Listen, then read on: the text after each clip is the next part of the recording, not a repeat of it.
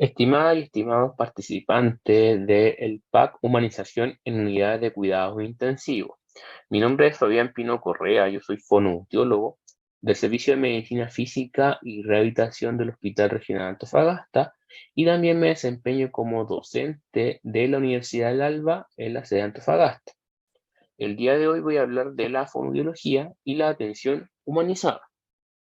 Los contenidos a abordar encontramos el rol del fonoaudiólogo, el modelo biopsicosocial, las fases de intervención y la fonoaudiología, donde veremos tanto el delirium y el rol que cumple el fonoaudiólogo, así como también veremos lo que es la fonoaudiología y los cuidados paliativos.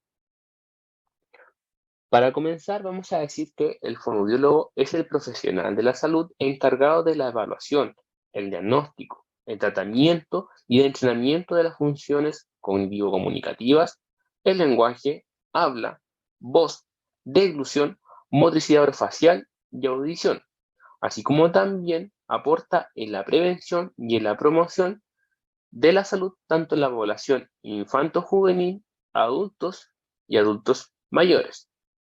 Los fonoaudiólogos se consideran como un miembro clave de muchos equipos que se vinculan con los kinesiólogos, terapeuta ocupacional, enfermería, químico farmacéutico y nutricionista para brindar intervenciones terapéuticas tempranas para el habla, la comunicación y la deglución.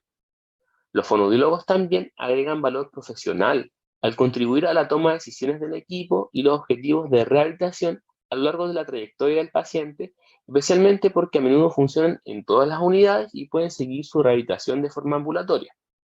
Las intervenciones tempranas se traducirán en la prevención de complicaciones y la posible reducción de la duración en la estancia hospitalaria. El fonoaudiólogo, o el rol que cumple la fonoaudiología, ha ido evolucionando en los últimos años, últimos 10 años, donde pasó a ser desde un consultorio externo a ser parte de las unidades de cuidados intensivos, donde no solamente se encarga de la evaluación y tratamiento de la deglución, sino que también está encargado de la prevención y participa en la toma de decisiones con el resto del equipo de salud. En el Hospital Regional de Antofagasta, los fonoaudiólogos se desempeñan en el abordaje de usuarios desde la atención cerrada, UCI, UCO, UTI, camas medias y básicas, así como también en la rehabilitación de forma ambulatoria de los usuarios en alta. Por lo tanto, los fonoaudiólogos pasan desde la intervención con pacientes en estado agudo crítico a atenciones ambulatorias, donde la rehabilitación fonoaudiológica entonces comienza desde las etapas tempranas, desde la intervención del mantenimiento de la funcionalidad de la estructura del complejo cráneo cérvico-mandibular en el usuario ventilado en posición prono, hasta obtener una deglución segura y eficaz para la ingesta por vía oral en un usuario que se encuentra post-extubado o con una decanulación consolidada. Por lo tanto, el rol de la fonoaudiología en la vía aérea artificial es principalmente en personas intubadas, participa en la decisión de la extubación, en personas que se encuentran en proceso de weaning, donde principalmente el fonoaudiólogo apoya el proceso de weaning, en personas post-extubadas y en personas que se encuentran con un tratamiento eh, por TQT o traqueostomía, ¿ya? Por lo tanto, el fonoaudiólogo va a participar en la mayor parte de lo que es personas con vía aérea artificial. ¿Cuáles son las áreas de intervención de la fonoaudiología en pacientes que se encuentran en ventilación mecánica? Estas son principalmente la motricidad orofacial, la evaluación clínica y objetiva de la deglución y de los mecanismos de protección de la vía aérea, la comunicación, la voz y los aspectos cognitivos lingüísticos. El fonoaudiólogo entonces contribuye en la toma de decisiones para la ejecución de propuestas que den soluciones efectivas a problemáticas de la comunicación y la deglución humana, dentro de un marco de responsabilidad social, legal y ético. Dependiendo del momento en que realicemos nuestra atención, será posible determinar los aspectos del enfoque biopsicosocial más relevantes.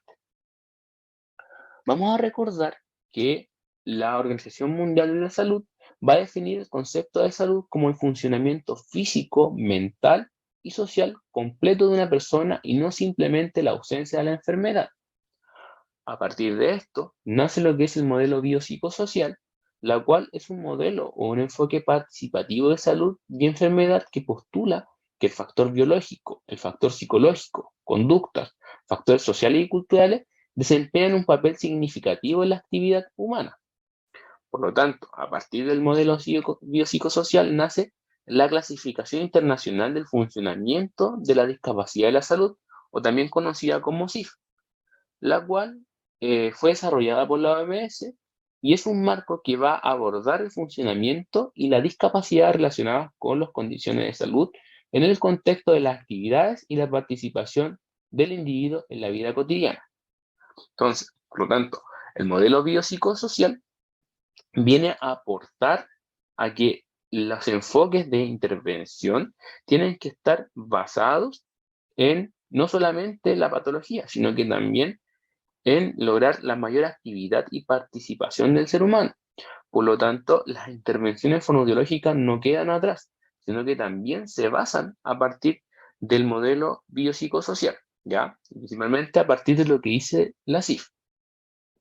La CIF entonces presenta esta clasificación donde la estructura a partir de lo que es las funciones y estructuras corporales, la actividad y la participación, y considera lo que son los factores tanto ambientales como personales. Vamos a decir que los factores o las funciones, estructuras y corporales van a describir la anatomía y la fisiología, así como también las psicologías reales del cuerpo humano, mientras que la opción actividad y participación van a describir el estado funcional de la persona, incluida en la comunicación, la movilidad y las interacciones interpersonales de autocuidado y aprendizaje. Estas a su vez pueden influir o pueden estar influenciadas por factores contextuales, donde son independientes del estado de salud, pueden influir entonces en el funcionamiento de una persona. Estos factores son los factores ambientales, que no están bajo el control de la persona, como por ejemplo la familia, el trabajo, las agencias gubernamentales, las leyes, las creencias culturales. Por otro lado, tenemos los factores propios de la persona, la cual puede ser la raza, el género, la edad, la situación profesional y los hábitos que podrían estar influenciando a una persona. Por lo tanto, la CIF hace una clasificación que permite abordar a un paciente a partir de un todo, ¿ya? Tomando, ¿cierto?, que la indicación de que cada persona es un mundo. Por lo tanto, las intervenciones fonoaudiológicas se basan a partir de lo que plantea la CIF y se basa a partir del modelo biopsicosocial. De esta manera, entonces, tenemos que la CIF habla de la estructura y función, donde a nivel fonoaudiológico podemos encontrar alteraciones que provoquen disfagia, ya sea debilidad lingual, alteraciones del movimiento de la base de la lengua, entre otros. ¿Ya? Entonces, por lo tanto, encontramos cualquier estructura que podría estar provocando una disfagia. Entonces, a su vez, esta disfagia podría estar provocando alteraciones en la actividad de la persona, ¿ya? Por ejemplo, que su alimentación sea no oral, que encuentre limitaciones en la ingesta oral, en la ingesta de líquidos, ya ingesta semisólidos, cualquier otra alteración, ¿ya? Entonces, esta estructura podría estar provocando una limitación en la actividad que no pueda comer correctamente y a su vez va a traer alteraciones en la participación, por ejemplo, restricciones en la alimentación oral en contexto hospitalario, familiar o social, restricciones motoras para alimentación autónoma o restricciones en la comunicación verbal y no verbal, ¿ya? Por lo tanto, a la hora de intervenir o las intervenciones que van a ser realizadas por fonoaudiología van a estar basadas por la clasificación internacional del funcionamiento y la discapacidad, ¿ya? Sin embargo, tenemos que decir que estas intervenciones fonoaudiológicas que van a estar basadas en la CIF se realizan a partir de distintas fases, ¿ya? No es lo mismo trabajar con pacientes que se encuentren en SAS1, por ejemplo, a personas que ya se encuentran decanuladas, que ya se encuentran posextubadas, ¿cierto?, que ya consolidan el winning. Por lo tanto, las fases de intervención fonoaudiológica comienzan desde las etapas tempranas, desde pacientes que se encuentran con bloqueo neuromuscular, SAS1, ya, o posición prono, hasta pacientes que ya se pueden llegar de forma ambulatoria, ¿ya? Y vamos a realizar una clasificación de estas fases dependiendo de la condición de salud del paciente, ¿ya? Por lo tanto, estas fases son la fase de prevención y minimización de secuelas, fases de conservación de funciones y fases de reactivación de funciones, ¿ya? Entonces, estos tres tipos de fases van a depender del estado de salud del paciente, la cual podemos avanzar, ¿cierto? Una continuidad y una progresión. O sea, podemos pasar de una fase de prevención y minimización a una fase de conservación y llegar a una fase de reactivación, o también podríamos ir en un retroceso, dependiendo de cómo el paciente va evolucionando a medida que está en las unidades de cuidado intensivo, ¿ya? Otra clasificación que nosotros utilizamos es con el S5Q, donde vamos a definir que pacientes son no colaboradores a pacientes que obtengan 3 o menor puntaje de la escala S5Q, recordando que la escala S5Q son 5 preguntas, por lo tanto son 5 puntos, ¿ya? Y vamos a categorizar un paciente como cooperador, a un paciente que obtenga un puntaje mayor a 3 en la escala S5Q. Por lo tanto, esta escala nos va a indicar también cuál va a ser nuestra fase de intervención. Nos va a entregar así como, si el paciente no es colaborador, está dormido, quizás nuestra fase de intervención va a estar más destinada a conservar y a prevenir más que reactivar, ¿ya? Ahora, las fases de intervención lo vamos a identificar dependiendo en la posición en la que se encuentra el paciente, digamos, en el proceso de rehabilitación en que se encuentra el paciente, donde encontramos que los usuarios con ventilación mecánica podían estar en posición supino o en posición prono. La primera que vamos a ver es la posición prono, la cual la fase de intervención que va a realizar el fonoaudiólogo es la minimización de secuelas. La posición prono, ¿ya? Puede traer tanto beneficios como consecuencias, ¿ya?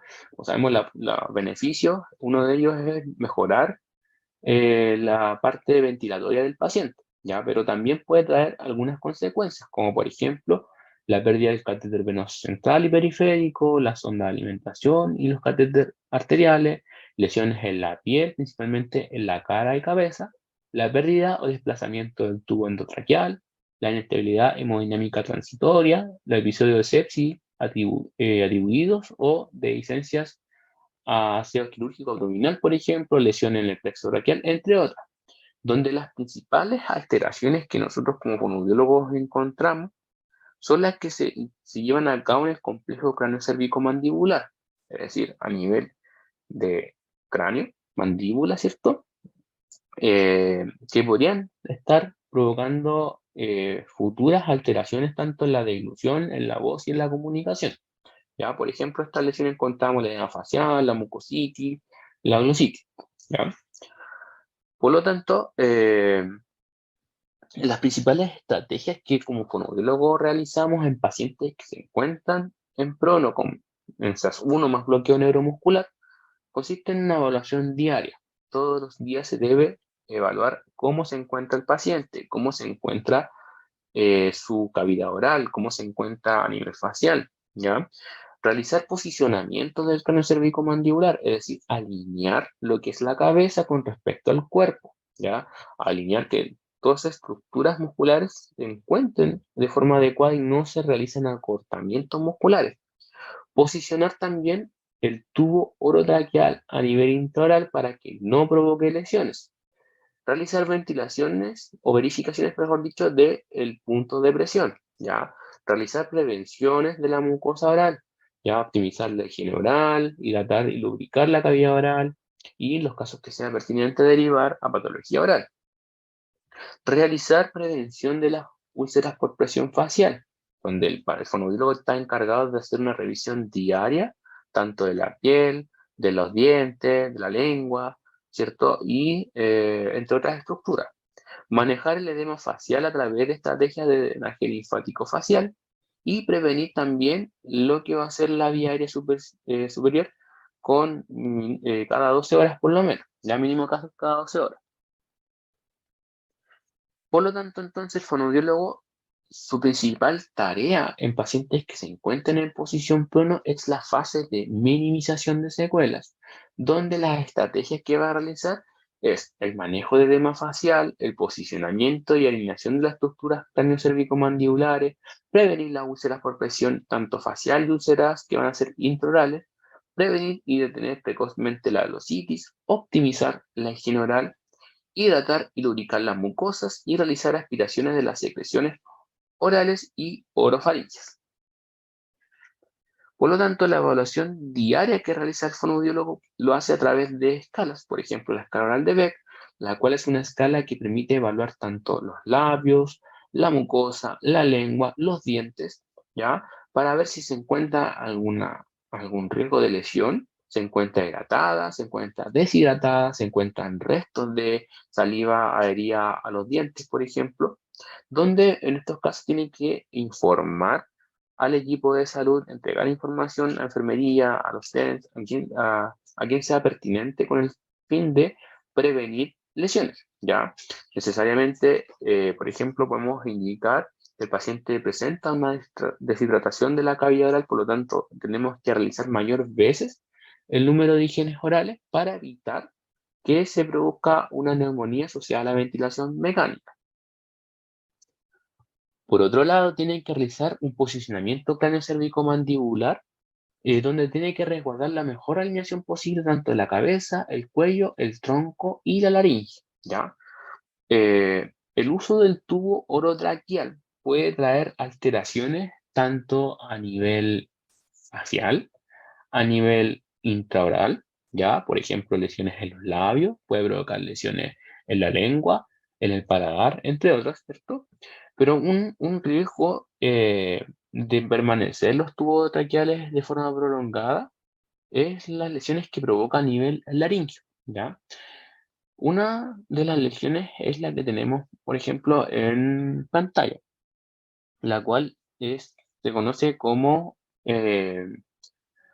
una alteración en el cierre glótico en el tercio posterior de la laringe, ¿ya? Lo cual va a provocar generalmente en pacientes ya post-extubados una ronquera que se conoce como una insuficiencia fonatoria post-extubación o extubación, o también en sus siglas en inglés que significa PIPI, ¿ya? Esta alteración entonces, como dije, es una alteración en el cierre glótico en el tercio posterior que va a coincidir con el sitio donde se encontraba el tubo orotraqueal. Es producida entonces por una intubación prolongada, una intubación difícil y por daño iatrogénico, ya sea por una mayor presión del tubo sobre los tejidos laringe, ¿ya? Por eso es importante que el tubo orotraqueal se vaya posicionando cada cierto horario y es importante que el tubo orotraqueal se encuentre bien posicionado de manera intraoral para poder evitar estas lesiones de la laringe, ¿ya? Por ejemplo, un paciente que ya presenta este tubo orotraqueal de forma prolongada y se provoca una PIPI, no solamente va a provocar alteraciones a nivel de voz, no solamente se va a encontrar una difonía porque estos pliegues vocales no se logran cerrar de forma adecuada, sino que también ya estamos alterando uno de los mecanismos de protección de la vía aérea al momento de la deglución, ¿ya? Por ejemplo, si nos ponemos en el caso de un paciente que su alimento se va hacia vía aérea, este alimento puede caer sobre, digamos, bajo las cuerdas vocales y podría provocar una neumonía por el hecho o por el simple hecho de que los pliegues vocales no se están cerrando bien, ¿ya? Por lo tanto, de esta forma alteramos ya uno de los mecanismos de protección de la vía aérea. Por eso es importante estar al cuidado del posicionamiento intraoral del tubo orotraqueal. Por lo tanto, el fonoaudiólogo en estas etapas está encargado de observar y asegurar un buen posicionamiento, que no se encuentre, digamos, acodado, realizar higiene por debajo del tubo orotraqueal y a los lados, verificar que no realice presión en algún punto lingual, ya que es muy importante verificar que no exista una isquemia de la lengua, y si presiona algún punto de la lengua, se debe con una mano, digamos, pinzar el tubo para fijarlo y en otra realizar posicionamiento lingual, ¿ya?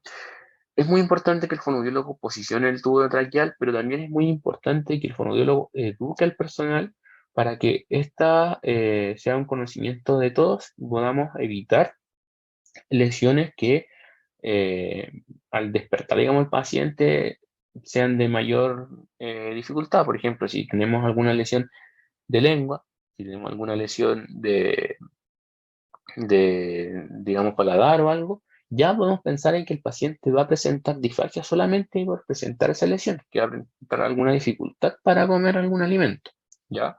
Por lo tanto, eso es riesgo de que el paciente esté con más tiempo con zona nasogástrica, esté más tiempo hospitalizado. Por lo tanto, tenemos que pensar en que este tubo orotraqueal o cada una de las invasiones que tiene el paciente sea lo menos perjudicial para él, ¿ya?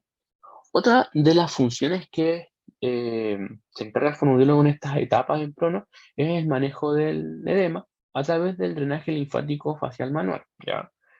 La posición de prono generalmente provoca que no se realice un drenaje como debería ser a nivel linfático, por lo tanto se junta edema en las estructuras faciales, ¿ya? Por lo tanto, el fonoaudiólogo a través de masajes faciales y a través de la activación linfática provoca o genera, ¿cierto?, que se drene digamos, este edema y podemos mejorar entonces lo que son las estructuras faciales, ¿ya? Por otro lado, como decía, la prevención de la disfunción oral. Finalmente, el prevenir el uso de mucositis y glositis, es decir, que la mucosa oral se inflame por saliva que se encuentra adherida, ¿ya? O también que se provoque que la lengua se inflame digamos, la saliva que se encuentra mucho tiempo adherida y que provoca una gran carga bacteriana. También evitar, como decíamos antes, la úlcera por presión. Acá tenemos algunas imágenes de lesiones que se provocan por el uso del tubo traqueal. Por ejemplo, acá tenemos el tubo, ¿cierto?, que se encuentra muy arriba la lengua se encuentra mal posicionada y provoca lesiones como la imagen de la izquierda a nivel lingual. Ya con esa lesión, digamos, el paciente llega ya despierto, una lesión así no va a poder comer, porque no va a poder formar un bolo de forma adecuada para que su deglución sea eficaz. ¿Ya? Por lo tanto, tenemos que prevenir estas úlceras. Por otro lado, nosotros para prevenir lo que es la disfunción oral, la glositis o eh, la glositis o la mucositis, utilizamos distintos tipos de higiene, ¿ya? La higiene oral en este caso, va a estar encargada de disminuir la carga bacteriana, solidificando las secreciones y manteniendo el control de la serostomía, ¿ya? Uno de los instrumentos que utilizamos nosotros para la hidratación y la lubricación consiste en infusiones hierbales de hierba, sustitutos salivales y entre otros, ¿ya? Por ejemplo, lo que tenemos en pantalla esta imagen es un sustituto salival, como lo dice su nombre, va a sustituir la saliva. En los casos de pacientes que tienen serostomía por el uso de medicamentos o por el uso prolongado de digamos, de tubo orotraqueal, van a generar la serostomía, por lo tanto, este sustituto va a generar saliva para que el paciente se encuentre hidratada su cavidad oral, ¿ya? Otra de las prevenciones que realiza el fonoaudiólogo también es la aspiración de secreciones orofaringeas para prevenir entonces la solidificación y la carga bacteriana, ¿ya? Porque si el paciente no logra deglutir y junta secreciones y tiene un alto cargo bacteriana por un margen oral, es un riesgo potente de una neumonía provocada por la ventilación mecánica, ¿ya? De igual manera, aparte de estas hierbas y el sustituto salival, ¿cierto? El fonoaudiólogo puede utilizar algunas técnicas que son más bien farmacológicas, como es el gel CLAR, cuál es un gel que se utiliza para hidratar la cavidad oral y sobre todo cuando se encuentran lesiones para favorecer la cicatrización. O también otro instrumento es el Xerox, el cual es un instrumento eh, que se utiliza para la serostomía, ya, pero es de tipo más bien farmacológico, donde pacientes que no generan saliva se les puede indicar para lubricar su mucosa oral, ¿ya? Por lo tanto, en lo que es paciente con prono y el rol que cumple la fonoaudiología en la minimización de secuelas es, la verdad, bastante grande su función, ¿ya? Por lo tanto, es harto lo que hace el fonoaudiólogo en que el paciente se encuentre en SAS1, se encuentre en bloqueo neuromuscular, perdón, es harto el rol que cumple la fonoaudiología en estas etapas. Ahora vamos a ver qué rol cumple el fonoaudiólogo en la posición supina, donde el principal digamos, encontramos distintos roles en esta posición, donde el primero de ellos es la prevención del deterioro.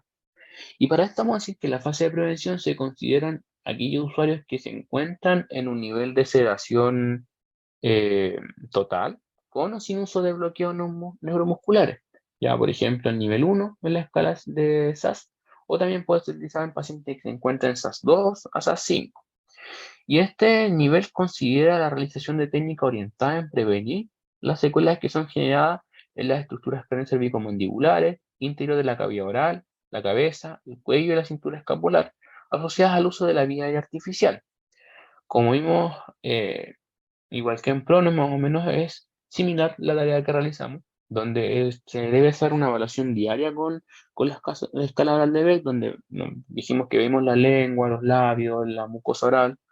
Tenemos que realizar la alineación craneocervicomandibular, posicionar el tubo orotraqueal, previniendo también el manejo y la derivación oportuna en los casos de mucositis y glositis.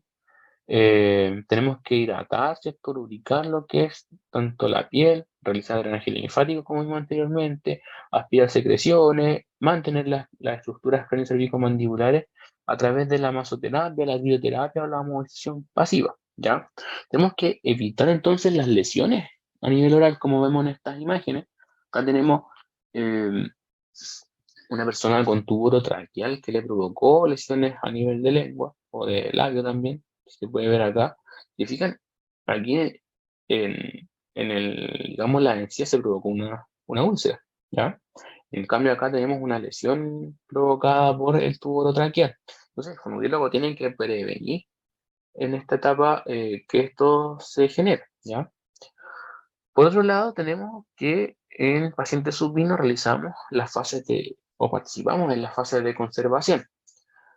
Esta fase, la estrategia de intervención consiste en conservar las funciones orofaciales y musculoesqueléticas, ¿ya? Por ejemplo, movilizaciones pasivas de las estructuras orofaciales, de los labios, de la mandíbula, lengua, para que eh, circule, digamos, la sangre en estas estructuras, especialmente los músculos. Participar también en conjunto con el equipo en el regular despertar del usuario en momento de disminuir la sed de emergencia, donde principalmente en conjunto acá se apoya al equipo de salud en el manejo del delirio. Favorecer también las estrategias de comunicación a través de sistemas de comunicación aumentativo alternativos, optimizar los procesos cognitivos de orientación y atención focal, estimular la deducción auditiva espontánea, mantener los rasgos de la musculatura facial a través de las movilizaciones pasivas, como dije anteriormente, y movilización activa de los músculos acá y la cavidad oral. Ya en esta etapa de conservación, como es su nombre, es conservar cada una de las funciones que el paciente presenta. Vemos acá en la imagen, podemos implementar tableros de comunicación aumentativa alternativa para que el paciente pueda indicar sus estados, sus emociones, lo que necesita, ¿cierto? De otras cosas, por ejemplo, acá tenemos que el paciente dice, es solo un hielo y se siente tan bien, ya fue un hielo con lo cual nosotros trabajamos mucho, que estimulamos la cavidad oral y el paciente con solamente sentir un hielo, que es algo tan simple, se siente un alivio para él y además este tablero que él puede indicar su estado emocional en ese minuto. Por lo tanto, a nivel de conservación, el fonoaudiólogo también realiza una intervención grande en este tipo de pacientes, ¿ya? Ahora, como mencioné, el fonoaudiólogo participa en apoyo del equipo de salud con el delirio, ¿ya? Pero ¿qué es el delirio? Vamos a definir el delirio como, que también es conocido como el síndrome confusional agudo, que este tipo de síndrome o esta alteración causa una alteración en la conciencia, disminución de la atención y la función cognitiva, y es de inicio súbito y fluctuante, y puede acompañarse tanto de temblores y alucinaciones. Puede también cursar con problemas en el comportamiento psicomotor, en el control emocional y la alteración en el ciclo de sueño y vigilia, y tiene una etiología que es multifactorial, que ahí vamos a hablar un poquito, ¿ya? Eh, pero existen tres tipos de delirio. Existe el delirio que es hipoactivo, que se da entre el 19 al 25% de los pacientes, y este tipo de delirio cursa con un lentecimiento psicomotor, bradipsiquia, bradilalia, letargia, inhibición y una tendencia a la somnolencia. Este tipo de delirio está subdiagnosticado ya que puede pasar inadvertido para los familiares y los médicos y puede también confundirse con la demencia, ¿ya? Por otro lado tenemos el hiperactivo, donde el delirio hiperactivo también se da entre un 15 y un 25% de los pacientes y es menos frecuente en los adultos mayores. El paciente presenta episodios de agitación psicomotriz, alucinaciones y manifiesta una conducta que es más bien agresiva. Este es fácilmente diagnosticado debido a las evidentes manifestaciones que entrega. Y por último tenemos el delirio mixto, que es el más frecuente de todos y que se da en el 50% de los casos, y es una alternancia entre los dos tipos de referidos previamente, o sea, el hipoactivo y el hiperactivo. ¿Ya? Vamos a decir en sí que el delirium ya es conocido por el DSM-5 y por el CIE-10. Acá hay una tabla que pueden leer con tranquilidad en la casa donde entrega indicaciones de ambos clasificaciones. El DSM-5 habla entonces de una alteración de la atención de la conciencia. El CIE habla más bien de una alteración de la cognición, ¿ya? Entonces tenemos acá las distintas definiciones que pueden ir digamos, abarcando desde lo que habla el DSM-5 y el CIE-10. Pero dijimos que el delirium tiene una etiología que es multifactorial, donde una de las que se destaca es el de tipo farmacológico, donde, por ejemplo, medicamentos como analgésicos, antibióticos, antivirales, entre otros, van a provocar que aparezca una persona con delirio, ¿ya? Por otro lado, tenemos las infecciones, donde sepsis, infecciones de vía urinaria o sistémica también pueden provocar delirio. Las asociadas al metabolismo, alteraciones hidroeléctricas, por ejemplo, alteraciones cerebrales como infecciones del sistema nervioso central, traumatismo craneoencefálico, falla orgánica como la falla cardíaca, renal, hepática, y alteraciones físicas como quemaduras hipohiperartémicas o traumatismos que desarrollan estado inflamatorio sistémico son una de las etiologías que podría estar provocando que una persona curse con delirio, ¿ya? Ahora, ¿cuál es el manejo que se realiza por parte del equipo de salud? Primero es un manejo etiológico, saber identificar de manera dirigida la causa que favorece o desencadena el delirio y dar tratamiento correspondiente. Por otro lado, tenemos un tratamiento que es de tipo no farmacológico eh, que apunta a establecer las medidas que apuntan a erradicar o disminuir los factores predisponentes. Por ejemplo, el uso de apoyo visuales, higiene del sueño, manejo de la luz con coordinación con los ciclos de sueño y vigilia, la suspensión de los fármacos, eh, favorecer que disminuya los procedimientos, por ejemplo, invasivos al máximo, favorecer la inmunización precoz, adecuada hidratación y aporte nutritivo. Y en el caso de agitación psicomotora, utilizar, por ejemplo, la contención mecánica, ¿ya? Donde se deben utilizar por el menor tiempo posible para favorecer entonces la resolución del cuadro, ya en el caso de lo que son las pulsaciones mecánicas. Y por último tenemos lo que es el tratamiento farmacológico, que se puede apoyar con medicamentos para disminuir la sintomatología, por ejemplo, los antipsicóticos como el haloperidol, la quetiapina, ¿ya? La risperidona, con un adecuado monitoreo de su administración. ¿Ya? Es un tipo de tratamiento que podríamos utilizar para el manejo del delirio. Sin embargo, recordemos que el manejo, los mismos fármacos pueden provocar delirio, ¿ya? Por lo tanto, estos son los tipos de manejo que se utilizan y en el cual, como fonoaudiólogos, también apoyamos principalmente en el tratamiento no farmacológico. Por ejemplo, el entrar con un paciente, orientar, indicar en qué lugar se encuentra, qué fecha es, entregar, por ejemplo, fotos de los familiares.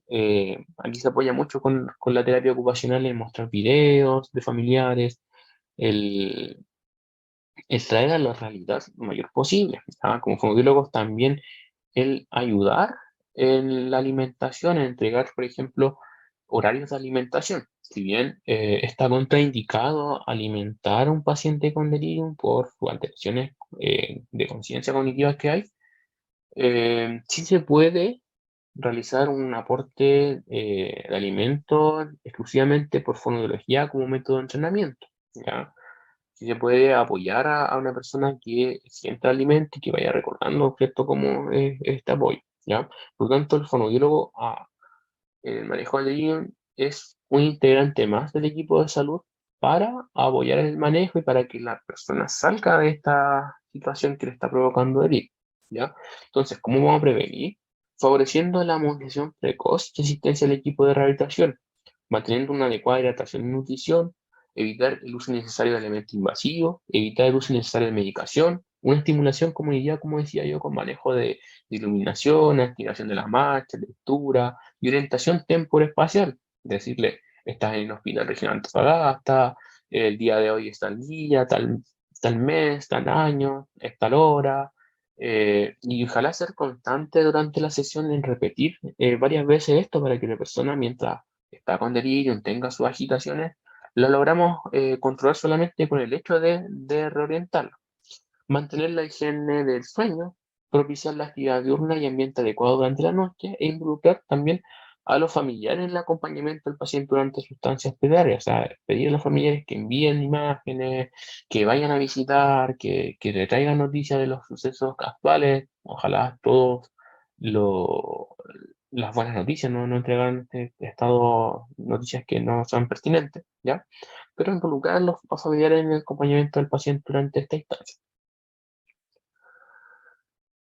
Ahora vamos a pasar a la última de las fases que participa el fonoaudiólogo en los pacientes que se encuentran en su Winning, que son ya fases de reactivación, que principalmente contribuyen al proceso de Winning, restaurar las funciones de los procesos cognitivos, optimizar la dilución de saliva y secreciones, así como la activación de los mecanismos de la protección de la vía aérea superior frente a una eventual actuación y facilitar las estrategias de comunicación efectiva a través de diferentes modalidades. Ya en esta fase ya el fonoaudiólogo va a contribuir para que el paciente se reactive y pueda deglutir su saliva, pueda comunicarse, pueda proteger su vía aérea y sobre todo restaurar entonces las funciones a nivel cognitivo. ¿Ya? Por lo tanto, el fonoaudiólogo en esta fase va a participar en la evaluación del Winning, va a estimular la deglución nutritiva, es decir, deglutir saliva, toser, movilizar secreciones, ¿cierto? Y también la nutritiva, ¿ya?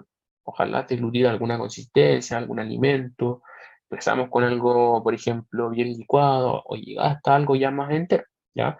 Fortalecer la musculatura, sobre todo la musculatura facial, lingual, ¿cierto? Fortalecer la musculatura deglutoria. Y el control de tronco, obviamente, también, apoyar en el control de tronco en el caso con kinesiología. Y, obviamente, participar en una comunicación efectiva, que el paciente pueda indicar sus necesidades, sus deseos o lo que quiera comunicar, ¿ya? Ya sea de forma verbal también como de una forma no verbal. Por lo tanto, el fonoaudiólogo participa en el Winning tanto a nivel de pacientes que se encuentran intubados como pacientes que se encuentran en traqueostomía, donde el paciente intubado va a participar entonces en la deglución auditiva, va a participar en la función cognitiva, en el posicionamiento y la motricidad gruesa, en los mecanismos de protección de la vía aérea, va a participar, ¿cierto?, con el equipo transdisciplinario y con la evaluación médica. En cambio, los pacientes que se encuentran con traqueotomía, la función del fonoaudiólogo en estos casos en el Winning va a participar, ¿cierto?, en la función cognitiva, en la tolerancia de reacción del CAF y el uso de válvula de fonación, ¿cierto?, con la tolerancia de las pruebas como la PEMON, como las pruebas de GLUTA-IT, ¿cierto?, presión fonatoria, los mecanismos de protección de la vía aérea, participa en conjunto con kinesiología en lo que es la pemometría, es decir, la plimometría, pero la parte excitatoria, que es la que le importa más al fonoaudiólogo en el caso de esta prueba, va a participar, ¿cierto?, en el apoyo transdisciplinario y en la evaluación médica, ¿ya? ¿Y cómo va a participar, cómo va a apoyar el fonoaudiólogo en los mecanismos de dilución, ¿cierto? Principalmente el manejo de secreciones y mecanismos de protección de la vía aérea a través de instrumentos, por ejemplo, los chips de hielo, e instrumentos como lo que es el acapela, trabajar a través de la fuerza expiratoria, el manejo de secreciones, o también utilizar lo que es la electroestimulación, o, ¿cierto? Podemos también trabajar con el uso de las válvulas, eh, sobre todo la PEP, que es la parte expiratoria, que es la que a nosotros nos interesa, ¿ya? También trabajar, ¿cierto? A través de este mecanismo de protección de la vía aérea en el manejo de la dilución auditiva para llegar hasta la dilución auditiva en los casos de pacientes que ya están deganulados. Ahora, otro rol de la fonoaudiología es con los pacientes en la terapia vocal. La disfonía, entonces, la vamos a definir como un síntoma que puede presentarse a lo largo de o después de una intubación endotraqueal, incluso en cirugías no relacionadas con patología de cabeza y cuello, ¿ya? Por lo tanto, la terapia que realiza el fonoaudiólogo en terapia vocal va a depender del tipo de lesión que tenga, donde una de las mayores lesiones que encontramos en pacientes posextubados es el eritema y el edema, ya donde encontramos el eritema en un 82% y el edema en un 70%, encontramos ulceraciones, granulomas, parálisis cordales o estenosis glóticas, ¿cierto? Por lo tanto, el fonoaudiólogo en etapas tempranas debe movilizar los pliegues vocales para poder modular la inflamación de las cuerdas vocales posterior a una lesión. Ya, es decir, si el paciente fue extubado, ojalá ya a las 24 horas el fonoaudiólogo pueda comenzar con terapia vocal de forma, digamos, pausada, ¿cierto? O menor intensidad, hasta llegar a terapias que sean intensas para mejorar eh, digamos, sus pliegues vocales y a su vez mejorar lo que es el mecanismo de protección de la vía aérea. ¿Y cómo lo entrenamos, cierto? A nivel fonoaudiológico utilizamos entrenadores de expiratorio, utilizamos más horas en la funcionalidad de la tos, aporte, cierto, de la rehabilitación vocal a través de terapia fisiológica, ¿ya? Y algunas formas de movilización, por ejemplo, encontramos los tubos en aire, ejercicios de tubos en agua, ejercicio de vibrando, utilizamos ejercicios nasales, ¿cierto? Mano en boca, o también tareas fonatorias, por ejemplo, los glissandos, que son cambios de tono desde sonidos graves hasta sonidos agudos, o glissandos descendentes, que serían de forma de aguda a grave, o como también algunas tareas como Mechati Voice, melodías en canción, staccato, entre otras, ya que son algunos de los sonidos que utilizamos para movilizar las cuerdas vocales y puedan eh, reducir la respuesta inflamatoria post una extubación, ¿ya? Ahora, otra de las tareas que realiza el fonoaudiólogo es la humanización de la atención, ¿cierto? En las recomendaciones que realiza al equipo de salud. El fonoaudiólogo está encargado de entregar algunas indicaciones, por ejemplo, o sugerencias, las cuales son anticipar el procedimiento. Ya, ojalá que cada persona que ingresa a ver a un paciente, anticipar de forma en voz alta qué procedimiento va a realizar, qué procedimiento eh, va a llevar a cabo para que el paciente se encuentre tranquilo y pueda también cooperar en él, ¿cierto? Favorecer también la orientación a la realidad y conexión con el entorno. Independiente si el paciente está incluso en SAS 1, es importante poder orientar a la realidad, decirle dónde se encuentra, cómo se encuentra, qué días es, ¿cierto? ¿Qué hora es? Entregar toda la información necesaria para que el paciente esté en conocimiento, ¿ya? Y poder favorecer su conexión después con el entorno y hacer una estimulación cognitiva. También acondicionar el entorno, crear, por ejemplo, un ambiente que sea acogedor a través de un gusto, música, fotografías familiares, entre otros instrumentos. Por ejemplo, también lo que se está utilizando hoy en día, que es el diario UCI, el cual se va escribiendo más o menos las etapas que va pasando para que cuando el paciente despierta pueda leer y estar orientado de todo el tiempo en el que estuvo, digamos, en SAS 1 y donde estuvo desconectado de la realidad, poder rápidamente, ojalá, conectar a la realidad y poder favorecer su rehabilitación. ¿Ya? Es importante que también tener en cuenta que una situación de un paciente que se encuentra en un PC donde está conectado a ventilación mecánica, donde hay mucho ruido de máquina, va a provocar un estrés mayor en el paciente. Por lo tanto, es importante que ojalá el paciente se encuentre en el ambiente más acogedor posible. Determinar las vías de alimentación y coordinar los volúmenes de consistencia utilizadas al día. Ya coordinar sobre todo con el equipo de nutrición y con TENS en estos casos de poder coordinar, ¿cierto? ¿Qué alimentación va a tener? ¿Cómo hay que entregárselas? ¿Cuáles son las sugerencias de alimentar?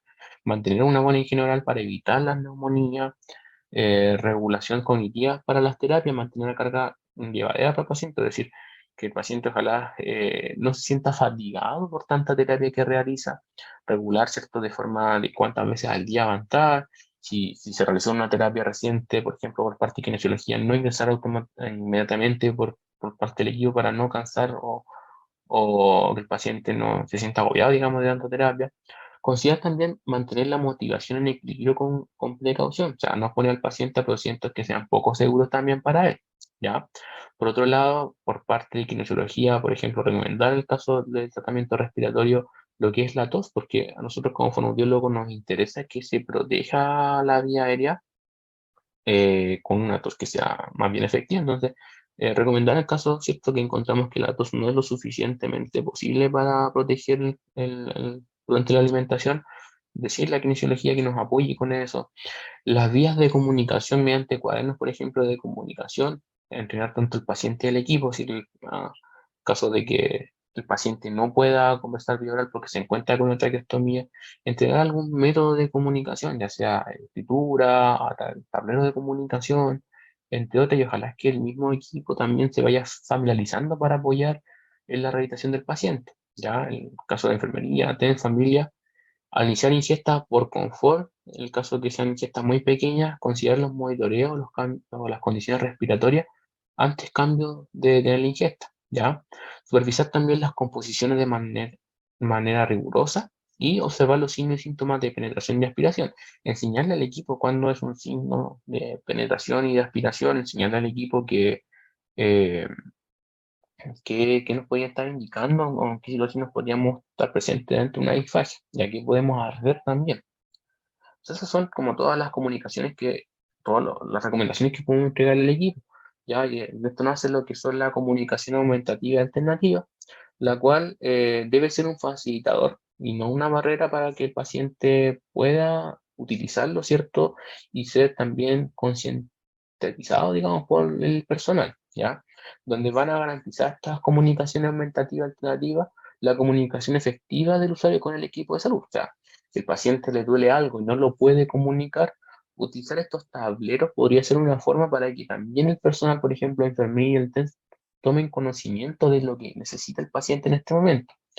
Según las posibilidades también las condiciones globales, por ejemplo, lo que podemos utilizar es entrenar al paciente para que utilice gestos faciales, manuales, verbales o oculares también, en el caso de que no tenemos ningún tablero, o también algún tablero con imágenes, ya donde el paciente puede indicar, por ejemplo, que quiere ir al baño, algún dibujo, como lo que tenemos acá, que quiere tomar agua, que quiere que le pasen algo, ¿ya? O también, sí, como mostramos en la imagen anteriormente, una pizarra donde él pueda escribir e indicar lo que necesita en el caso de pacientes que sí pueden o tienen conservada la escritura, ¿ya? Por lo tanto, uno de los métodos que utilizamos es la comunicación aumentativa y alternativa. Ahora, ¿qué recomendaciones le entregamos también a los familiares, esto? Porque en los familiares va a ser un punto clave durante la rehabilitación, es que cada vez que vayan a visitar a sus familiares que se encuentran hospitalizados, es reorientar, ¿ya? ¿Qué día es? ¿Qué hora es? Entregar la información, oye, está pasando tal cosa afuera, eh, mira, tu hija se graduó, pasó esto otro, te vino a ver tu tía ayer, entre otras cosas, ¿cierto? Orientar con las noticias que sean, obviamente, motivantes para el paciente, ¿ya? Potenciar también la colaboración y los periodos de descanso, potenciar los canales de comunicación, así que los familiares, ojalá, tengan activos sus teléfonos, puedan, cada vez que se les llame, puedan contestar y también brindarnos la mayor información posible que pueda favorecer la rehabilitación.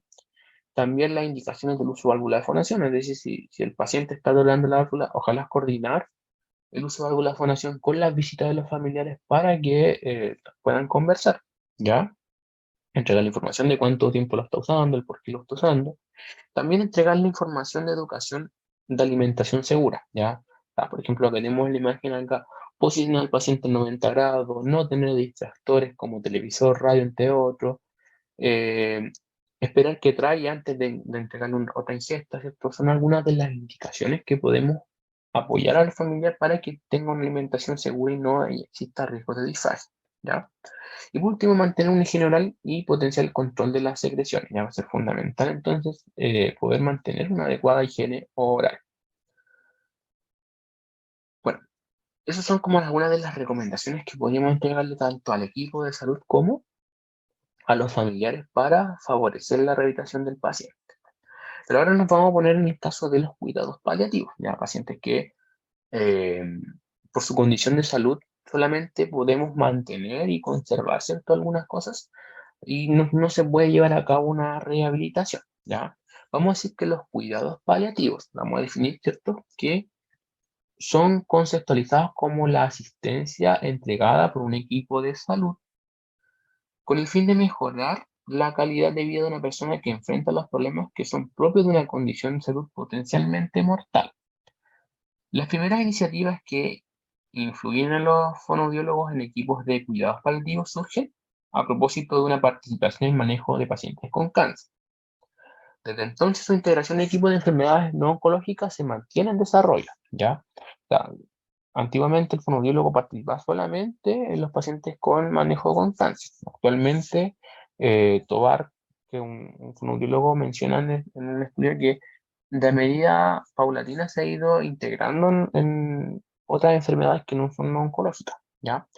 Por lo tanto, el, el fonoaudiólogo o la necesidad de incluir fonoaudiólogo en este tipo de enfermedades nace por el soporte que le entrega las dificultades tanto de comunicación y de alimentación, ¿ya? Se ha demostrado que las condiciones de salud que sobrellevan las personas con cuidados paliativos frecuentemente derivan en una alteración de la función del nutorio, ya sea por los efectos de la enfermedad o por aquello derivado de su tratamiento, ¿ya? Por lo tanto, la fonoaudiología en las personas con cuidados paliativos eh, principalmente va a participar, como dijimos, en la deglución y en la comunicación. Vamos a ver un poquito lo que es la deglución. La valoración de los beneficios digo, que pueden derivar o mantener o no la ingesta de la vía oral o bien el uso de una vía artificial. Ya el fonoaudiólogo va a participar si es que se necesita, ¿cierto? O es un riesgo alimentar por vía oral. ¿Ya? El fonoaudiólogo va a participar activamente en su rol de educador, asesor o consultor e inventor, digamos, en el tema de deglución. Debe asistir también el desarrollo de estrategias para maximizar la habilidad de las personas con cuidados paliativos para disfrutar el comer y o beber de la forma más segura y confortable el mayor tiempo que sea posible. Eh, por lo tanto, el fonoaudiólogo va a tener un rol sumamente activo en la parte de la ilusión, ya que va a tener que asegurar que el paciente puede comer y que esta alimentación que va a recibir por vía oral sea lo más segura posible y no vaya a provocar alguna alteración, ¿ya?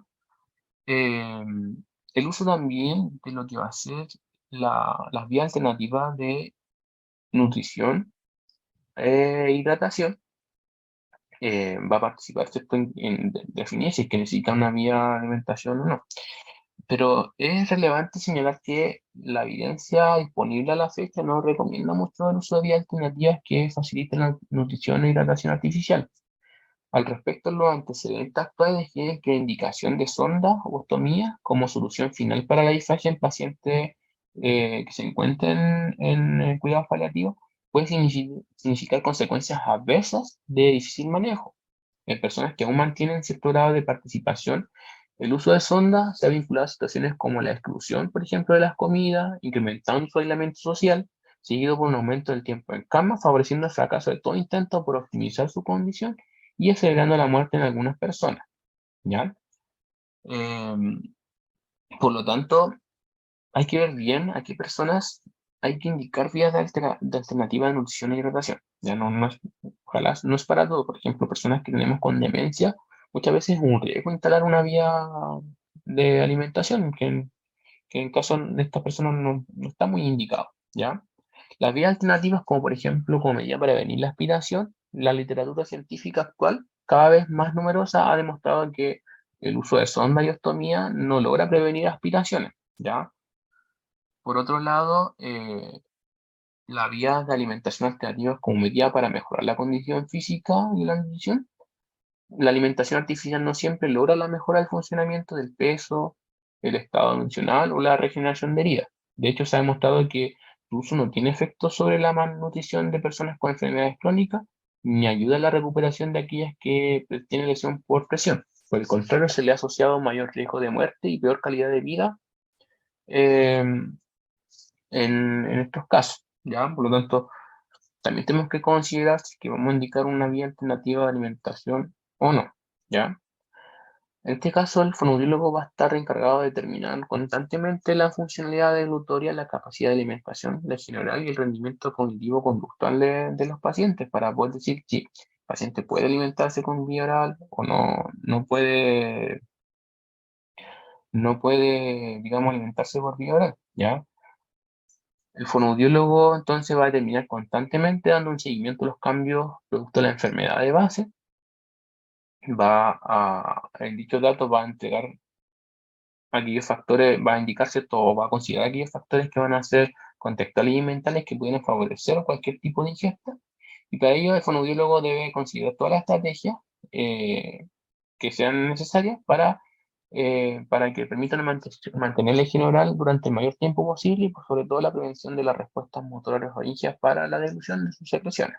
¿Ya? El fonoaudiólogo va a estar encargado entonces de ojalá y el mayor tiempo posible si la persona se puede alimentar vía oral y poder determinar si es un riesgo o no, ¿ya? El mayor tiempo posible.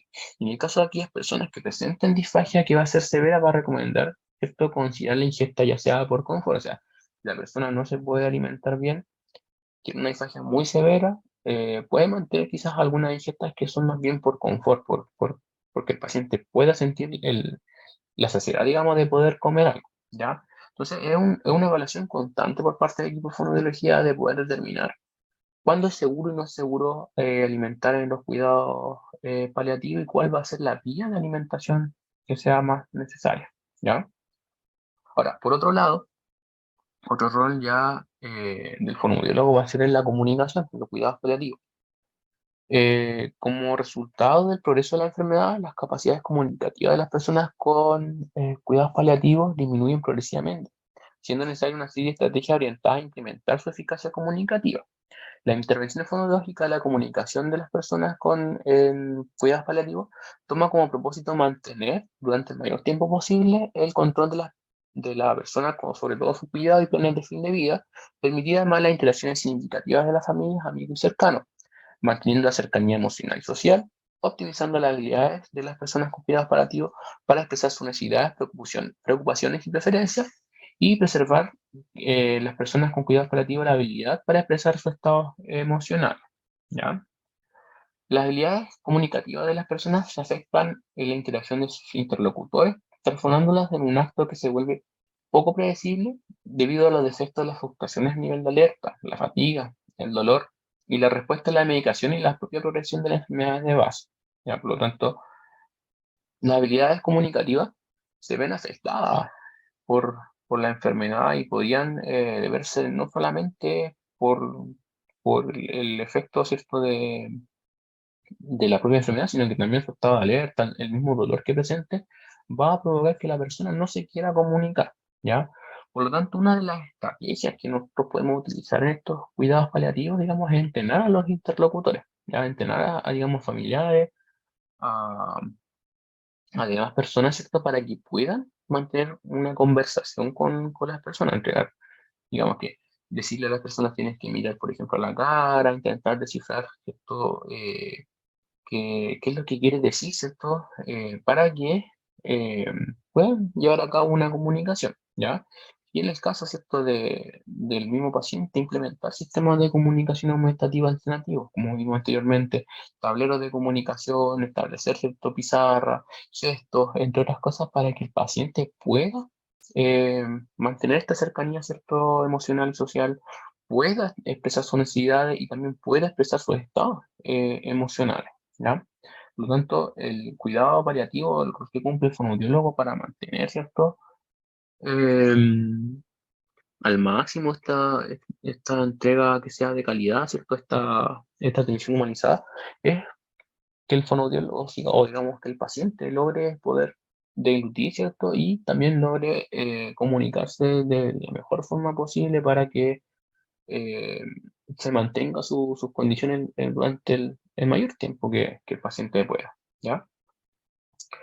Bueno, entonces, para finalizar, vamos a decir que el fonoaudiólogo en la unidad de paciente crítico se va a embarcar, como dijimos, en la prevención, en la detección, la intervención de la comunicación y la devolución en etapas tempranas, en el winning y el post-winning.